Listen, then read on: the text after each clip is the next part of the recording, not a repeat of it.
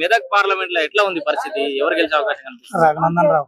రఘునందన్ రావు. ఎందుకు రఘునందన్ రావు? అంటే మీ ఊర్లో చాలా మంది మెజారిటీ పెద్ద మనుషులు వాళ్ళంతా కూడా అంటే వాళ్ళు చెప్పాలంటే ఆయన చేసింది 3 సంవత్సరాలు అయినా 3 సంవత్సరాల టర్మ్ లో ఆయన ఏం చేసింది అనేది జనాలకు చాలా తెలియకపోవడం వల్ల అలాంటి వాళ్ళు ఉంటారు కదా.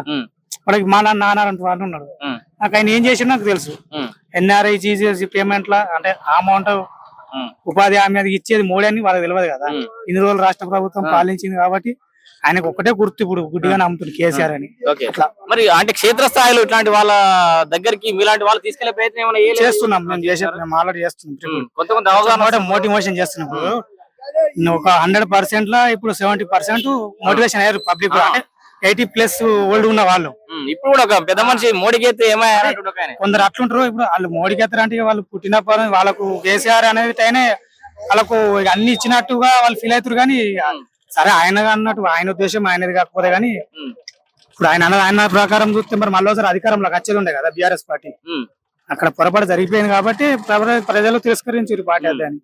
ఇప్పుడు మోడీ మొత్తం మీద అయితే మోడీ హవా నడుస్తుందట 100%. అంటే మిగతా కాన్స్టిట్యూషన్ నడుతుంది కానీ మెదక్ లో అంత మిక్స్డ్ ఫ్రూట్ లాగా ఉంది. ఎందుకంటే ఇక్కడ సీఎం కేసీఆర్ మాజీ సీఎం కేసీఆర్ ఒక సొంత నియోజకవర్గం అయ్యేసరికి ఇక్కడంతా మిక్స్డ్ గా ఉందని అంటున్నారు కదా. అంటే ఇంతకు ముందు స్వర్గీయ రామలింగారెడ్డి చనిపోయినప్పుడు సంతగడ్డ సరే మెదక్ దాకా ఎందుకు ఇదే దుబ్బాకనే ఉంది కదా. ఆయన పక్కకి చింతమడక స్వర్గీయ రామలింగారెడ్డి చనిపోయిన తర్వాత ఉప ఎన్నిక వచ్చింది. అప్పుడు గెలిచి చూపెట్టలేదా? ఒక ఎలక్షన్ కి ఇంకో ఎలక్షన్ కొంతనున్నదండి. అది జరిగింది అనేది అసెంబ్లీ ఎలక్షన్, ఇది పార్లమెంట్ ఎలక్షన్. ఒక దేశాన్ని సరిహద్దులో రక్షించుకోవాలనుకుంటే మనం ఇప్పుడు పార్లమెంట్ సంబంధించింది ఇలాంటి రాజకీయ నాయక కోణాన్ని చూడద్దు. మనోడు ఈడు ఇంటి పక్క కూడా ఆ పక్క దేశ రక్షణ కోసం అంటే దేశం అభివృద్ధి చెందాలన్నా నాలాంటి వాళ్ళు ఫ్యూచర్ లో ఇంకా నేను చదువుకున్నా.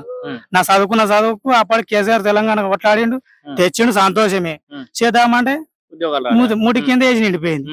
అట్లా నాలాంటి వాళ్ళకి ఇంకా ఫ్యూచర్ భవిష్యత్తు ఉండాలంటే ఇప్పుడు నువ్వు మాట్లాడుతున్న దేశ రక్షణ ఇట్లాంటి జాతీయ పరమైన అంశాలు క్షేత్రస్థాయిలో ఇట్లా వీళ్ళ మీ ఊర్లో అడ్డ మీద ఈ రైతులకు అవి వాళ్ళు లెక్కలకు తీసుకోరు కదా. వాళ్ళు తీసుకుంటలేరు కదా. మనం ఎంత మోటివేట్ చేస్తున్నాము. మేము 70% ఆల్రెడీ చేసేసినాము. ప్రతి విలేజ్ లో తిరుగుతున్నాము. మేము కూడా ఇటువంటి కార్యక్రమాలు మాకు ఇచ్చిన కొన్ని పనులను బట్టి మేము కూడా అన్న బీఆర్ఎస్ అభ్యర్థి వెంకటరామరెడ్డి ఆయనకి బలాబలాలు ఎట్లా ఉండే అవకాశం ఉందండి? ఇప్పుడు ఆయనకి ఇప్పుడు నిజంగా ముంపు గ్రామాలలో బోనిదాసుల దగ్గర వ్యతిరేకత ఉంది కానీ మిగతా ప్రాంతాలు లేదనుకున్నాం. నిజంగానే అట్లే కనిపిస్తుంది. మిగతా ప్రాంతాల రైతులు పెద్ద వ్యతిరేకత ఉన్నట్టు లేనట్టు. అన్న ఒకటి చెప్తుండవా, ఆయన ఎంతో కష్టపడి చదువుకున్నాడు. ఒక కలెక్టర్ అయ్యాడు. కలెక్టర్ జాబ్ అంటే ఇస్ నాట్ ఏ జోక్. అవును. ఒక ఐపీఎస్ జాబ్లలో పెద్ద జాబ్ అంటే ఐఏఎస్ ఐపీఎస్ ఈ రెండే జాబులు. అటువంటి జాబ్ వదులుకొని రాజీనామా పెట్టి ఎమ్మెల్సీ పదవి పొంది తర్వాత ఏదో ఆయనకు కోకాపేటలో ఎన్ని ల్యాండ్లు వచ్చినా మనకు అవసరం లేదు. మేము చూసిన న్యూస్ ప్రకారం అయితే ఇక ఉన్న పైసలు ఇప్పుడు సల్తానత్తును గానీ అది ఏం వర్కౌట్ అయితే లేదన్నాడు.